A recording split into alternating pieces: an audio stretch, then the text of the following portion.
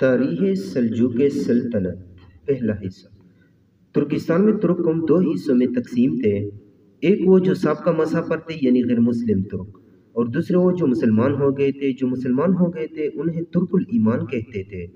ترک الایمان بولنے میں رفتہ رفتہ ترکمان بن گئے۔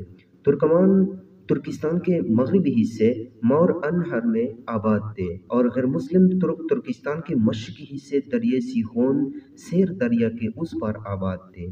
یہ لوگ ترکان غر کہلاتے تھے۔ نوٹ: مور انہر پر پرانے زمانے میں ایک خطے کا نام تھا جو کہ آج کل 3 ملکوں ازبکستان، تاجکستان اور کچھ قزاقستان پر مشتمل ہے۔ 5ویں اور 6 صدی ہجری یعنی 900 سے 1000 عیسوی میں یہ ترکان غر وسط ایشیا اور خراسان کے مسلمان حکمرانوں کے لیے درد سر بنے ہوئے تھے۔ مسلم ترکستان کے سرحد پر ایک چھوٹا سا شہر جندر تھا جس پر ترکان غر اکثر حملے کیا کرتے رہتے تھے۔ 4 صدی ہجری میں ترکان غر سے سلجوقی نامی ایک شخص اپنا وطن چھوڑ کر چند مورنہر میں سکونت اختیار کی۔ کچھ عرصہ بعد مسلمانوں کے اخلاق و تعلیمات سے متاثر ہو گیا اور اس شہر کے حاکم کی دعوت پر مشرف اسلام ہو گئے۔ مسلمان ہونے کے بعد سلجوق نے اپنی زندگی اللہ کے راستے میں وقف کر دی۔ وہ عمر بھر ترکان غر کے خلاف مارکوں میں صف اول کا مجاہد رہا۔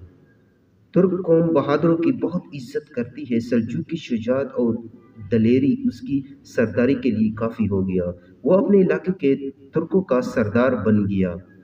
جب چینی حکمران ایلک خان نے حاکم بخارا نوح ثانی پر حملہ کیا تو سلجوق نے ڈٹ کر عرض اسلام کا دفاع کیا، بڑے سرفروشانہ کارنامے دکھائے۔ اسی جنگ میں سلجوق کا جوان بیٹا میکائل بھی شہید ہو گیا۔